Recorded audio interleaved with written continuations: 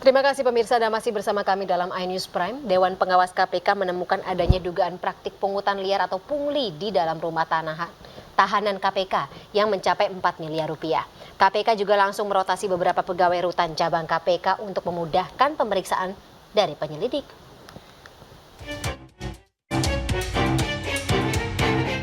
KPK tengah melakukan proses pemeriksaan terkait dugaan adanya pungli di dalam rumah tahanan KPK yang mencapai 4 miliar rupiah. Terhitung sejak Desember 2021 hingga Maret 2022. Menurut juru bicara KPK Ali Fikri menyebut, KPK terus melakukan penyelidikan adanya dugaan etik dan disiplin pegawai. KPK juga langsung melakukan rotasi dari beberapa pegawai rutan cabang KPK untuk memudahkan pemeriksaan penyelidik KPK dan melakukan perbaikan sistem manajemen di rutan KPK.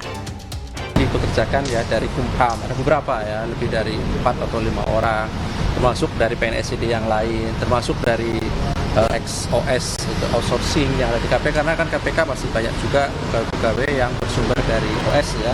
Nah itu tentu yang kemudian dilakukan rotasi mutasi sepanjang yang informasi yang kami peroleh adalah tidak sampai ke level karutannya ya, nanti kalau dimutasi ya siapa yang menjabat itu, karena itu kan nanti dari pihak Kumham ya yang mengirimkan gitu ya pegawainya, karena pengelolaan rutan kan sebenarnya juga orang-orang yang punya spesialis khusus kan, tidak semua orang bisa mengelola rutan, karena itu kan ada akademi misalnya Akip itu kan juga itu pemasyarakatan dan lain-lain, itu kan khusus ya orang-orang yang ada spesialisasi penanganan pengelolaan rutan misalnya ya. Dari 4 cabang rutan KPK diduga pungli tersebut terjadi di rutan KPK Gedung Merah Putih. KPK juga mendalami apakah ada keterlibatan pihak lain di luar KPK yang memanfaatkan situasi dan memberikan sejumlah uang ke oknum pegawai KPK. Sementara itu, pemirsa, Ketua DPP PDI Perjuangan Puan Maharani dan Ketua Umum Partai Demokrat Agus Harimurti Yudhoyono bertemu di Hutan Kota Senayan, Jakarta Pusat. Pertemuan keduanya membahas politik dan bagaimana cara membangun bangsa.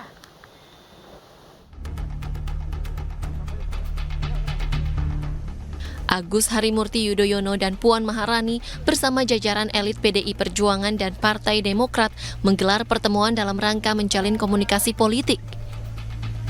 Sebelumnya, Puan dan AHY sempat berolahraga pagi. AHY datang dari Sudirman Tamrin, sementara Puan berolahraga dari Jalan Denpasar, Kuningan, Jakarta Selatan. Dan kami berharap bahwa pemilu ke depan ini adalah pemilu damai, pemilu yang gembira, pemilu yang bisa membuktikan bahwa pesta demokrasi rakyat itu adalah pestanya seluruh rakyat Indonesia. Politik rekonsiliasi semacam ini sangat dibutuhkan dan dinantikan oleh masyarakat Indonesia. Masa depan adalah milik kita, generasi muda.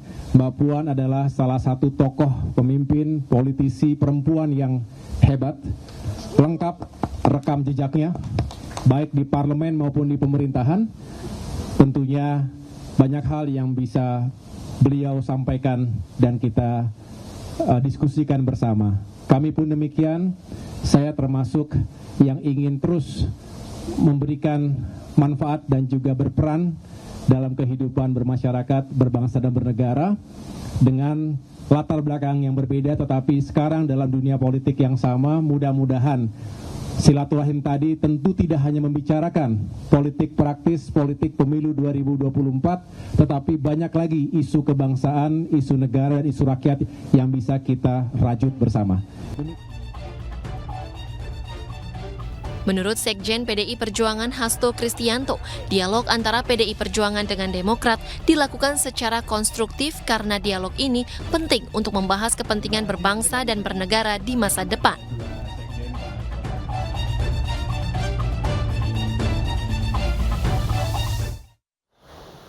Ketua Majelis Tinggi Partai Demokrat Susilo Bambang Yudhoyono membagikan cuitan soal mimpinya bersama dengan Presiden Joko Widodo dan Ketua Umum PDI Perjuangan Megawati Soekarno Putri sama-sama naik kereta.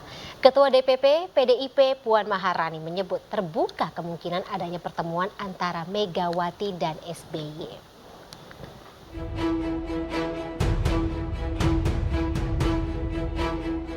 Ketua DPP PDI Perjuangan Puan Maharani merespon positif mimpi Ketua Majelis Tinggi Partai Demokrat Susilo Bambang Yudhoyono satu gerbong kereta dengan Presiden Jokowi dan Ketua Umum PDIP Megawati Soekarno Putri.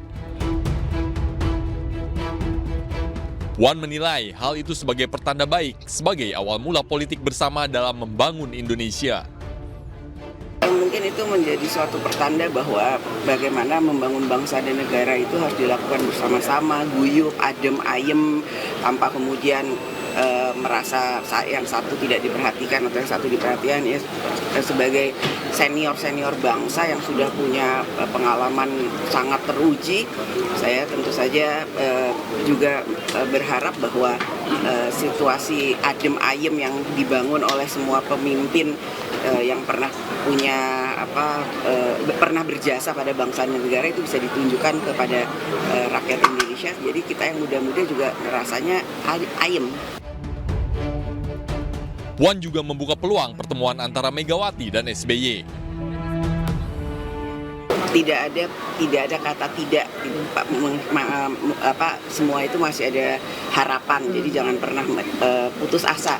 Semuanya pasti masih ada harapan, dan kita ya tentu saja berharap pada waktunya nanti semuanya bisa berkumpul guyup, ya. Sebelumnya, SBY mengungkap mimpinya naik kereta bersama Jokowi, Megawati, dan Presiden ke depan Indonesia. SBY berkata kereta itu menuju Jawa Tengah dan Jawa Timur.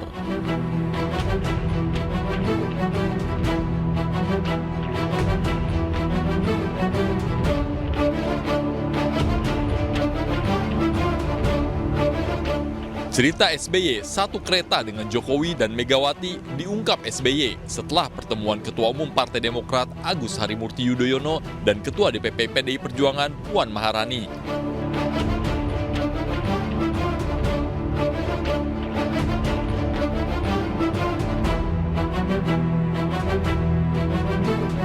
Seperti diketahui, hubungan antara Presiden kelima RI Megawati Soekarno Putri dengan Presiden ke-6 RI Susilo Bambang Yudhoyono atau SBY mengalami pasang surut selama 20 tahun terakhir, terutama setelah SBY mengalahkan Megawati di Pilpres 2004. Padahal saat itu SBY berstatus anak buah Megawati di kabinet.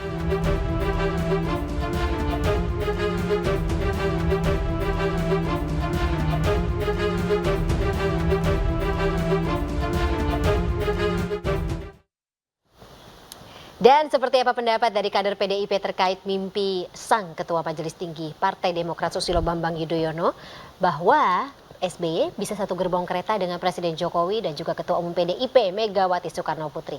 Kita sudah terhubung dengan Ketua DPP PDI Perjuangan Andreas Hugo Pareira. Bang Andreas, selamat malam.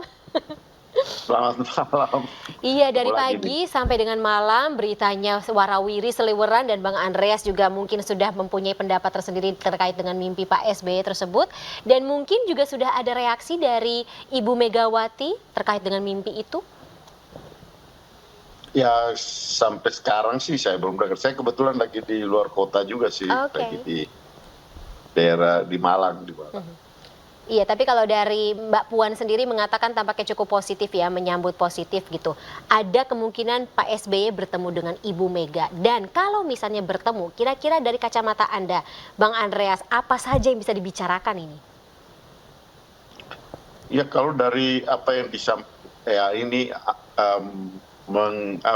mengartikan mimpi dari Pak SBY ini kan, kalau saya sih melihat pertama ini ungkapan metafor dari Pak SBY terhadap apa yang ya mungkin selama ini menjadi obsesi beliau lah gitu, untuk bisa bertemu guyup, untuk bisa bertukar pikiran.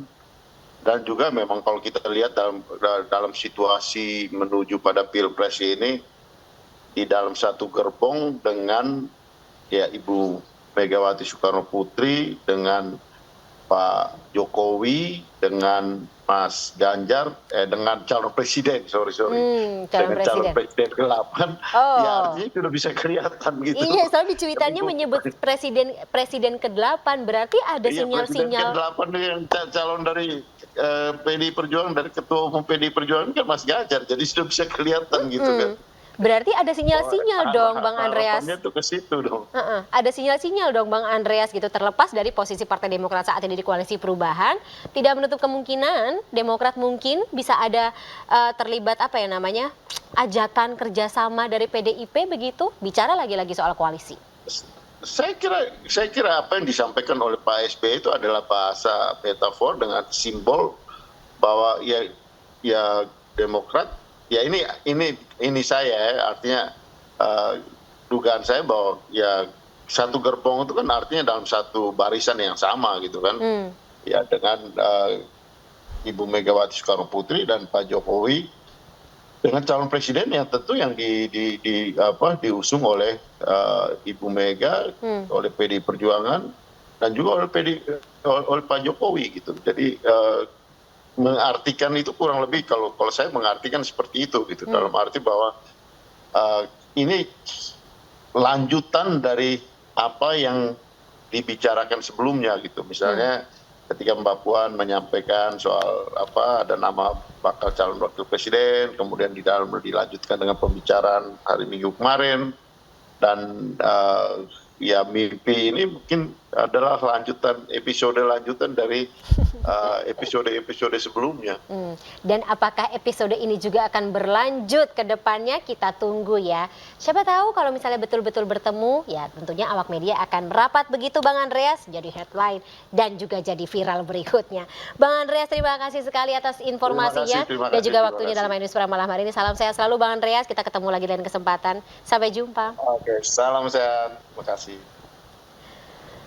Pemirsa, Ganjar Pranowo bermain peresean dengan Ketua Harian Nasional DPP Partai Perindo TGB Muhammad Zainul Majdi saat berkunjung dan bersilaturahmi ke jajaran pengurus DPW Partai Perindo Nusa Tenggara Barat.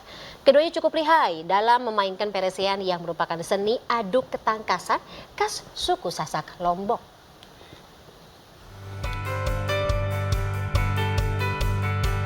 Baca pres yang didukung Partai Perindo Ganjar Pranowo dan TGB Muhammad Zainul Majdi terlibat jual beli pukulan dalam bermain peresean. Dengan memegang ende atau perisai dari kulit, Ganjar Pranowo dan TGB bergantian saling memukul di depan sekretariat DPW Partai Perindo NTB. Keduanya sangat menguasai dalam memainkan alat seni adu ketangkasan yang merupakan seni adu ketangkasan khas suku Sasak Lombok. Ganjar TGB disimbolkan menjadi pepadu atau petarung yang siap memenangkan Pilpres 2024 mendatang. Perjuangan kita untuk beliau ini bukan sebagai tujuan utama, tapi menjadi jalan untuk Indonesia lebih maju, lebih hebat pada masa yang akan datang. Dalam lawatannya ke Nusa Tenggara Barat, Ganjar Pranowo juga menyapa ribuan santri dari Makhat Dalur Quran wal Hadis di Pancor, Lombok Timur. Ganjar tertarik dengan karya Maulana Syekh Tuan Guru Kiai Haji Muhammad Zainuddin Abdul Majid di bidang pendidikan termasuk merintis sekolah perempuan sejak tahun 1942 silam. Perempuan itu ada, melalui pesantren, betul-betul itu makin bisa memudahkan kelompok perempuan. Dan perempuan tidak semua. Di sepanjang jalan, ribuan simpatisan juga mendukung pasangan Ganjar TGB maju pada Pilpres 2024 dengan membawa poster juga meneriakan Ganjar TGB sebagai Capres dan Cawapres pada Pilpres 2024. Tim Liputan iNews melaporkan. Korban kebakaran depo Pertamina Pelumpang Jakarta Utara mendatangi kantor Komnas HAM Menteng Jakarta Pusat. Untuk apa? Informasinya sesaat lagi akan kami hadirkan. Tetaplah bersama kami dalam iNews Prime.